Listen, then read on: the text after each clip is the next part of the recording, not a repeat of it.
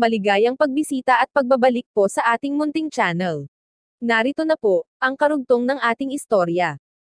Ika-268 na kabanata. Ang paghihiganti. Sa panunood ng BMW na papalayo. Tumingin si Don kay Alex at sinabi, "Masyado kang padalos-dalos. Maipapahamak mo ang iyong sarili. Huwag kang mag-alala. Hindi ako natatakot sa kanya." Sagot ni Alex na nakangiti. Wala siyang pagsisisi. Bagkus naramdaman niya na wala siyang pagpipilian, kundi turuan ng leksyon si Julian. Si Don ay tumingin ng may pagtataka kay Alex na sobrang relax. Nag-isip ito sandali. Pagkatapos ay sinabi, "Ikaw at ako ay kailangan magsabi ng bakasyon kay Chief Lewis ng 1 linggo. Aalis tayo upang magtago sa kung saan ng 1 linggo. At umasa na sila ay susuko, hanggang sa makabalik tayo. Kapag bumalik sila na may kasamang maraming tao, sigurado na bubugbugin tayo." Ang buhay ni Don ay palaging pakikibaka. Sinasabi ng kanyang naranasan na ang pagsuntok ni Alex sa isang mayamang binata ay simula pa lang. At mas marami pang gulo ang darating. "Hindi, sinabi ko na sa iyo, hindi ako natatakot sa kanila." Alam ni Alex na sinusubukan ni Don maging mabuti. Pero gusto niyang manatili doon upang protektahan si Debbie. "Kung ganoon, ako na lang ang hihingi ng bakasyon. Pero mag-iingat ka sa mga susunod na araw." Alam ni Don na hindi niya mapipilit si Alex na magtago. At sobra siyang natatakot para kay Alex. Nagpunta siya sa administration building at si Tony ay sumang-ayon sa request nito. Si Alex ay nagpatuloy sa pagtayo bilang gwardya. Nang makita niya si Debbie na pauwi na sa klase, nagpunta siya sa kanyang higaan upang subukan matulog. Walang alam si Debbie sa mga pangyayaring naganap kanina. Hinahapunan, nang babalik na si Debbie sa dormitory, nagtanong ito, "Nasaan si Don?" "Nagbakasyon ito upang umuwi, at makita ang kanyang kapatid na babae," sagot ni Alex. Nagpasya siya na mas makabubuti kung hindi na nito malalaman ang tungkol sa nangyaring away. Mabilis niyang iniba ang paksa. Nang makita niya na walang tao sa paligid. "Asawa ko, saan ka pupunta ngayon?" Ang salita na asawa ay mabilis na nakapagpasaya sa puso ni Debbie. Ngumiti ito, tumingin sa mga mata ni Alex, at sinabi, "Pupunta ako sa library at magre-review tungkol sa mga natutuhan ko ngayong araw. Dadalahan kita ng merienda pagbalik ko." Pagkatapos ay mabilis itong tumalikod at naglakad palayo. Samantala si Julian ay nagmamaneho sa kalsada ng Baltimore, inaalala ang nangyari. Siya ay nasa nasusuklam na kalagayan, at na-distract na halos mabangga na ang sasakyan. "Magmaneho ka ng maingat," kinakabahan na paalala ni Chris. "Chris, bakit mo ako pinigilan sa 2 security guard sa university? Bakit hindi mo ako pinayagan na turuan ng leksyon ang 2 iyon? Hindi pa ako napahiya ng ganoon simula pagkabata." Ang galit ni Julian ay hindi man lang nabawasan kahit katiting. Minsan lang niyang kausapin si Chris ng galit. Pero umuusok pa rin siya sa galit, at gustong turuan ng leksyon ang 2 security guard. Kung hindi lang si Chris ang nakaupo sa sasakyan kasama niya, malamang ay dinagukan na niya ang kahit sinong pasahero niya, upang mabawasan ang kanyang galit. Tumingin si Chris kay Julian at nagtanong, "Iniisip mo ba na matatalo mo siya?" Si Julian ay nag-alangan. Naalala niya ang isang sampal sa mukha niya ni Alex, ay napabagsak siya. Sa totoo lang hindi niya kayang tapatan si Alex, pero walang paraan upang aminin niya ito. Nagpasa rin ito. "Sigurado ako na matatalo ko siya. At kahit hindi ko siya matatalo sa laban, dapat ay magpakita siya ng paggalang sa atin. Mula ako sa mayamang pamilya ng Baltimore, at ang iyong papa ay importanteng political official. Sila ay security guard lamang, ang lakas ng loob nila i-throttle tayo ng ganoon. Alam ko ang buo mong buhay, at iginagalang kita. Pero, paano ka naging bulag sa mga tao? Hindi mo ba nakita na ang lalaking iyon ay hindi man lang binigyan ng pagkakataon kung sino tayo? Kung sinabi mo kung sino ka, walang magbabago na kahit ano," wika ni Chris. Pero, walang kwenta ang mga sinasabi mo, tumingin si Julian kay Chris na may palaisipan na ekspresyon. Si Chris ay hindi sumagot. Yumuko lang ito ng bahagya. Pagkatapos sinabi nito, "Nakita ko kung gaano kakalmado ang security guard. Ang estado o pagkakakilanlan ay balewala sa kanya. Obvious na marami kang iniisip sa lalaking iyon. Sa isip ko siya ay isang mahirap na lumipat sa syudad. Iniisip na siya ay nakakaangat na lalaki. Pero wala talagang nauunawaan sa mga bagay-bagay, wika ni Julian. Nang maisip niya si Alex, gusto niya itong patayin. Chris, kailangan mong sumama sa akin upang turuan ng leksyon ang security guard.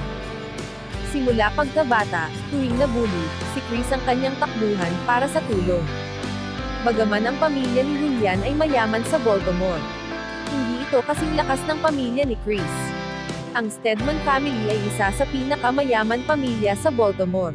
Sila ay may reputasyon na walang kinatatakutan, at kontrol sa maraming negosyo at underground networks sa Baltimore, at sa buong Maryland.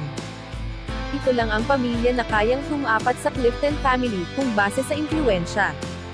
Alam ko, wika ni Chris, bagaman ang mukha niya ay walang ekspresyon. Siya ay galit din sa sitwasyon. Binuksan niya ang kontak sa cellphone at tumawag sa numero, na ang simpleng pangalan ay impormasyon. Mr. Stedman, ano ang maitutulong ko sa iyo? Magalang na sagot ng lalaki.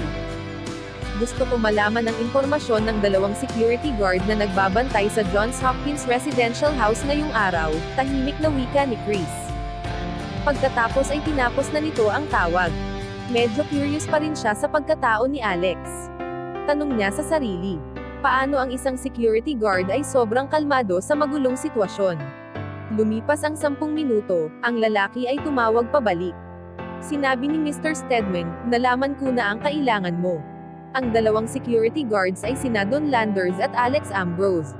Sa narinig na pangalan na Alex Ambrose, si Chris ay natahimik. Ilang araw ang nakalipas. Ang family Stedman ay nakatanggap ng mensahe mula sa pamilya Ambrose na sinasabi, ang pinakamatandang anak na si Alex ay itinakwil na ng pamilya. Ito ba ang security guard na nakabangga namin? Mabilis niyang itinapon ang idea. Alam niya ang yaman ng pamilya Ambrose ay kayang lampasan ang kahit sinong pamilya sa mundo. Hindi maari na ang security guard na iyon ay mula sa may pribilehiyong background. Tinanong ni Chris ang kanyang sarili. Kung ako ang biglang alisan ng pera at estado, magiging humble ba ako na security guard? Alam niya na hindi. At sigurado siya na mas mababa pa ito kaysa sa kaso ng pinakamatandang anak ng pamilya Ambrose. Pero si Chris ay walang alam sa pamilya Ambrose kung paano nila sinasanay ang kanilang mga anak. Kung alam niya na si Alex ay dumaan sa 7 taon na pagsubok sa pagiging mahirap tulad ng waiter, deliveryman sa kantin at restaurant, at pagbebenta ng pancakes sa Washington DC. Baka iba ang kanyang iisipin. Si Don ay 32 years old, nakatira sa Maryland, kasama ang kanyang kapatid na babae, na si Daisy. Umuupo sila ng mumurahin na basement sa Fenshaw Road. Pero kadalasan si Don ay nasa staff dormitory ng Johns Hopkins University. Si Alex ay taga New York, nag-apply siya bilang security sa Johns Hopkins University. Pero wala itong kaibigan o kamag-anak sa Baltimore. Nag-aral siya sa Richmond University, at sa nakaraan ay sa Preston University. May masama siyang reputasyon sa mga paaralan, at karamihan sa kanyang mga teacher ay iniisip na siya ay troublemaker, at nag-aksaya lang ng oras. Sa donasyon ni Alex na 1.5 million euro sa Richmond University, hinagitan ito ng pamilya Ambrose upang hindi na kumalat ang impormasyon tungkol kay Alex. Okay, wika ni Chris at tinapos na ang tawag. Nang sinabi niya sa kanyang pinsan ang balita, sinabi ni Julian na sila ay siguradong pares ng tolunan. Sa boses na may pagkamuhi, sinabi nito kay Chris, magpadala ka ng ilang tao upang turuan sila ng leksyon. Nag-isip si Chris tungkol dito, at saka inilabas ang cellphone at dumayal muli. Isang mayabang na boses ang narinig. Mr. Stedman, anong problema?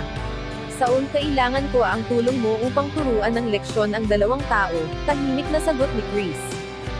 Sa narinig na pangalan na Saul, si Julian ay nalugod. Marami siyang nauubos na oras kasama si Chris at kilala si Saul, na nagtatrabaho bilang bodyguard at isang enforcer ng Stedman family. Ito ay bare knuckles boxing champion, bilang parte ng underground ng Baltimore. At kilala ang taas ng antas ng competition sa Baltimore sa buong United States. Ito ay malakas, walang takot, at mataas ang kakayahan. Ang underground fighting sa Baltimore ay nakakaakit ng mga turistang manunugol, at ang mga pusta ay malalaking halaga. At ang mga laban ay mababagsik kaysa sa ibang parte ng Amerika. Ang underground sa Los Angeles lang ang may ikukumpara. Ibig sabihin ang titulo ng underground sa Baltimore ay mahirap makuha at sobrang nirerespeto. Mahigit 20 tao ang nakitang natapos ang career sa kamay ni Saul. Ang bawat isa dito ay kilalang sikat na manlalaro. Si Julian ay nakontento. Ang kanyang pinsan ay ipinadala ang walang tokat na lalaki. Ang dalawang security guard ay mabubugbog ng gusto. Nang ma-imagine niya na ang dalawang security ay mabugbog, susuka ng dugo, at matinding paghihirap. Si Julian ay masaya at sobrang kontento. Kailangan ba talaga na ako ang mag-ayos nito ng personal? Casual na tanong ni Saul. Para sa kanya ang pagbugbog hanggang sa malapit ng mamatay, ay parte ng kanyang trabaho. Oo, gusto ko na ikaw, pagdidiin ni Chris. Walang pag-aalinlangan sa kanyang boses. Nagbigay na siya ng mga ganoong utos ng maraming beses. Sabihin mo na lang sa akin, kapag tapos na. Si Travis ang magbibigay sa iyo ng lahat ng impormasyon tungkol sa kanila. Si Travis ang tao na nagbigay ng impormasyon kay Chris, tungkol kay Alex at Don. Chris, napakagaling noon. Wala silang pag-asa laban kay Saul. Hindi magtatagal kakainin nila ang kanilang mga sinabi, masayang wika ni Julian. Bakit sobrang saya mo? Ang dalawang iyon ay walang kwenta. Si Chris ay bahagyang tumingin kay Julian ng may pagkamababa. Oo, alam ko, kumpara sa iyo sila ay walang kwenta. Napakalakas mo, at sigurado ako ganoon din sa iyong hinaharap. Makokontrol mo ang Baltimore Underground. Ipinagmamalaki kita bilang pinsan, puri nito. Pinsan, pumunta tayo sa restaurant upang kumain ng hapunan. Tatawag ako ng dalawang babae upang hintayin tayo doon. Siguro kapag natapos na tayo. Tatawag si Saul para sabihin sa atin na tapos na siya sa dalawang talunan. Isang perpektong pagtatapos ng araw, masiglang wika ni Julian. At ang dalawang magpinsan ay nagtungo sa restaurant. Habang nagpaplano sila para sa gabi, si Saul ay nagmaneho sa Baltimore patungo sa university. Hawak niya ang manibela at ang isang kamay ay ang larawan. Ito ay ang mga ipinadalang larawan noong una silang mag-apply ng trabaho. Itinapon ni Saul ang larawan sa likod ng passenger seat at inapakan ang accelerator. Sa kanyang opinion ang trabaho ay napakasimple lang. Sa isip niya uubos ng ilang oras ang dalawang talunan, at pagkatapos ay pupunta siya sa casino, upang uminom at magsugal panandalian. Tumunog ang kanyang cellphone. Nang makita na si Travis ang tumatawag, sinagot niya ito. Saul, ang security guard na nagngangalang Don ay umalis na at nakauwi na sa bahay. Ang bahay nito ay nasa basement ng Fenshaw Road, wika ni Travis. Nakinig si Saul sa impormasyon at tinapos na ang tawag. Ang original niyang plano ay pagsabayin na ang dalawa sa university. Iniisip niya na naroon pa rin ang mga ito. Pagkatapos mag-isip panandalian, iniliko ni Saul ang kanyang sasakyan at tinungo ang Fairfield. Nagdesisyon siya na unahin si Don. Mas madali ito, dahil wala sa university campus. Ika-269 na kabanata. Ang pagbisita mula kay Saul. Ang Fairfield sa Baltimore ay puno ng paupahang bahay, na ang halaga ay mula $500 hanggang $5,000 a month. Mahirap makahanap ng mumurahin na paupahan kahit saan parte ng syudad. Si Don ay kasama ang kanyang kapatid na babae, na si Daisy.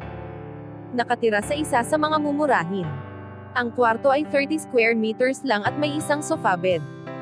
Ang buwan ng upa ay $500. Si Don ay lumabas sa subway station at nagtungo sa kanilang bahay.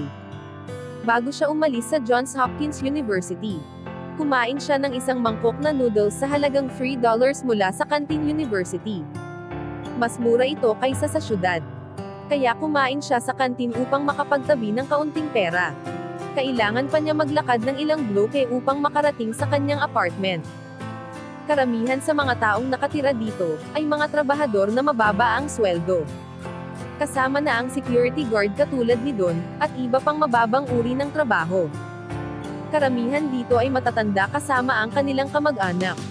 Si Don ay nilagpasan ang palengke kung saan nagbebenta ang mga babae ng kanilang mga nagawang handmade items. Habang nilagpasan niya, Napansin niya ang ilan babae na nakasuot ng makukulay na damit na nakaupo sa bungad ng eskinita. Nag-obserbo siya. Sila ay kaakit-akit.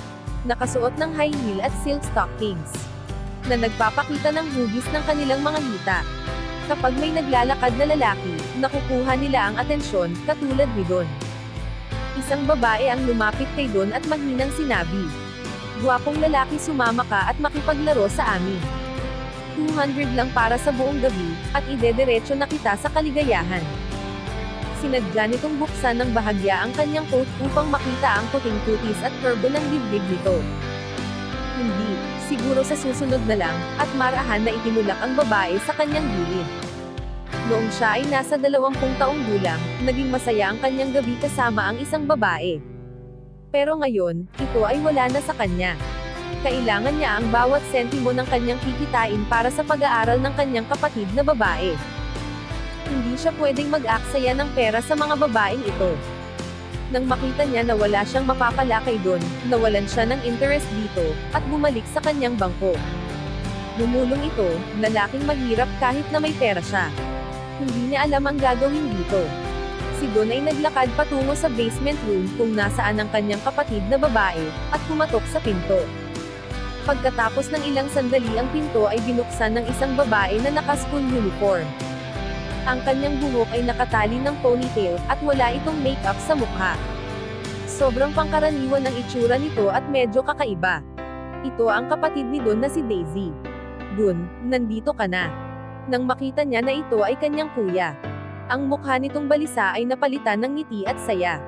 Tuluyan nitong binuksan ang pinto at hinayaan makapasok ang kanyang kuya. Pinisil ni Don ang pisngi nito at sinabi na may ngiti, "Daisy, na mismo ba ang kuya mo?" Ang lahat ng kanyang problema at alalahanin ay nawala nang makita ang kanyang nakababatang kapatid na babae. Si Don ay nakaamoy ng pagkain at nakakita ng bowl sa kanyang desk. Napayuko ito ng bahagya at sinabi, "Bakit noodles o libang iyong kinakain?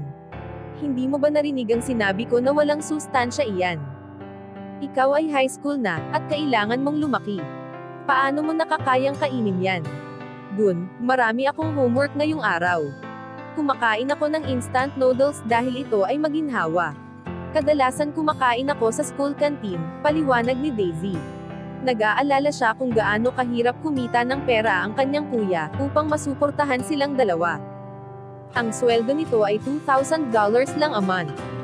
At hindi sapat sa 2 taon na mamuhay sa Baltimore. Dahil sa dahilang iyon, si Daisy ay kumakain ng pinakamurang mabibili sa kantin tuwing gabi, o kung hindi siya nagugutom, instant noodles ang kanyang kinakain. Hindi niya inaasahan na ang kanyang kapatid ay uuwi ngayong araw. "Daisy, huwag kang magsinungaling sa akin. Alam ko na wala akong sapat na pera. Pero binibigyan kita ng pera upang bumili ng tamang pagkain sa kantin. Pakiusap, huwag ka nang kakain ng instant noodles muli. Kailangan mong kumain sa kantin araw-araw, okay?" Si Don at ang kanyang kapatid na babae ay matagal nang nabubuhay magkasama ng ilang taon. At masasabi niya na iniisip nito ang kanyang kalagayan. "Okay, alam ko, pangako. Huwag kang mag-alala. Kakain na ako sa kantin araw-araw simula ngayon." Pagkatapos ay hinilan niya ang kanyang kapatid upang maupo sa kama, at sinabi, "Ang school dormitory building ay malapit nang matapos, pagkatapos ay pwede na akong lumipat doon. Mayroon ka ng dormitory sa Johns Hopkins, kaya hindi na natin kailangan rentahan ang bahay na ito." Si Daisy ay nag-aaral sa private school, nakabubukas lang 3 taon ang nakalipas. Nang taong iyon, ang Baltimore City ay nag-issue ng request na ang paaralan ay kailangan tumanggap ng 300 na estudyante na may mababang kita sa paaralan. Si Daisy ay natanggap na makapasok sa paaralan. Pero dahil ang school building ay under renovation, si Don ay kailangan umupo para sa kanyang kapatid na babae. "Magandang balita, masaya nitong wika. Tapos ka na ba sa iyong homework? Pasado 10:00 na. Maghuhugid lang ako, matutulog na rin ako." "Maraming salamat," wika ni Daisy na may makinang nangiti. Palagi itong masaya kapag naroon ang kanyang kuya. Tinanggal nito ang kanyang sapatos at umakyat na sa kanyang kama. Biglang may nag-doorbell. Siya ay nabigla dahil wala naman siyang kilalang kapitbahay, at si Daisy ay hindi nagkakaroon ng bisita. Nagtaka siya kung sino ito. Nag-alala at nag-alangan siya bago pumunta sa pinto. Bago pa niya malaman ang nangyari. Ang pinto ay bumukas na sa sipa. Si Don at Daisy ay natakot at si Daisy ay sumigaw. Isang malaking lalaki ang makikita. Ito ay nasa mahigit 30 taon, nakasuot ng black jacket at putiang sa ilalim. Ang payat na mukha nito ay madilaw. At ito ay dumiretso kay Don na may masamang tingin. Ang lalaki ay si Saul. Sinarado nito ang pinto sa kanyang likuran at sinabi, "Don, alam ko ang ginawa mo ngayong araw. Ang lakas ng loob mo harapin sina Julian at Chris. Hindi magtatagal ay hihingi ka ng awa." Si Don ay tumingin sa kanyang kapatid na babae, at ang kanyang puso ay kumabog. Siya ay natatakot pero desperado siyang protektahan ito. Dahan-dahan naglakad ito palapit kay Don. "Don," sigaw ni Daisy na natatakot. Alam niya na narito ang lalaking iyon upang saktan sila. Itinaas ni Saul ang kanyang kamay ay pinagsusuntok si Don. Bumagsak si Don sa sahig at pakiramdam niya ang kanyang tainga ay nagri-ring, at ang kanyang utak ay naalog, na para bang nakuryente. Bagaman ang sakit ay grabe. Ang takot na pakiramdam niya ay mas malala. "Don," sigaw ni Daisy, nang makita ang kanyang kapatid na nabugbog. Bumaba ito sa kama at sumugod kay Saul. Sasaktan niya ang kahit sino na mananakit sa kanyang kuya. Pero nang pupunta siya kay Saul upang gumanti para sa kanyang kuya, madali lang siyang naitulak at bumagsak ito sa kama. Nakakatakot nitong sinabi. Ang maliit na babaeng ito ay mukhang inosente. "Sa oras na matapos ako sa iyong kuya, magpo-focus ako sa iyo. Pangako tutulungan kita makaranas ng mga bagay na hindi mo pa nararanasan. Huwag kang mag-alala, kahit maliit ang kama, pero alam ko naman ang aking gagawin. Hindi kita hahayaan na mahulog." Nang marinig ni Don ang mga sinabi nito, siya ay natakot. Wala siyang pakialam kung ano ang mangyari sa kanya, pero kailangan niyang protektahan ang kanyang kapatid na babae. Nakita ni Don na nakatingin si Saul sa kanyang kapatid na babae, kaya ginamit niya itong advantage. Bigla niyang hinawakan ang binti, at tumingin sa kanyang kapatid na babae, at sumigaw. "Tumakbo ka, Daisy. Huwag kang mag-alala sa akin. Tumakbo ka hanggat kaya mo." Si Saul ay medyo umupo at siniko si Don. Bumagsak si Don at sumuko. Pakiramdam niya ang kanyang katawan ay nag-crack sa siko ni Saul. "Dahil nagmamadali ka't tutulungan kitang mamatay." Mabangis na wika ni Saul. Itinaas nito ang paa at inapakan si Don sa likod. Sumigaw si Don dahil sa sakit. Ang ulo niya ay dumiretso at ang muscle sa leeg ay lumabas. Ang mukha nito ay namula at mata ay umumbok at nagdurugo. Malamig na ngumisi si Saul. Sa nakitang sitwasyon ni Don na nakahiga, nagpaalala ito sa kanya kung paano dumurog ng kalaban sa ring. Hinila niya si Don ng isang kamay pataas. Si Don ay halos wala ng buhay ng oras na iyon. "Tuturuan kita kung paano isipin na talunin," at sinuntok ito sa mukha. Si Don ay tumama sa kabinet. Hinawakan muli ni Saul ang kanyang kalaban, at hinila ito sa paa. Ang mukha nito ay namumula at namamaga, at may umaagos na dugo sa ilong. "Tingnan mo ngayon ang sarili mo. Mas nakakaawa ka pa kaysa sa mga asong nasa kalsada," at tumawa ito. Naningkit ang mata nito at umumbok ang muscle, at susuntukan muli si Don. Ito ay tumama sa aparador na may salamin. Ang ingay ng pagbasag ng salamin ay mas malakas pa sa sigaw ni Don. Ang bungo nito ay nag-crack, at ang dugo ay tumulo mula sa 3 inches na sugat sa kanyang anit. Bagaman ang bandang taas ng salamin ay nabasag, ang kalahati ay naroon pa rin.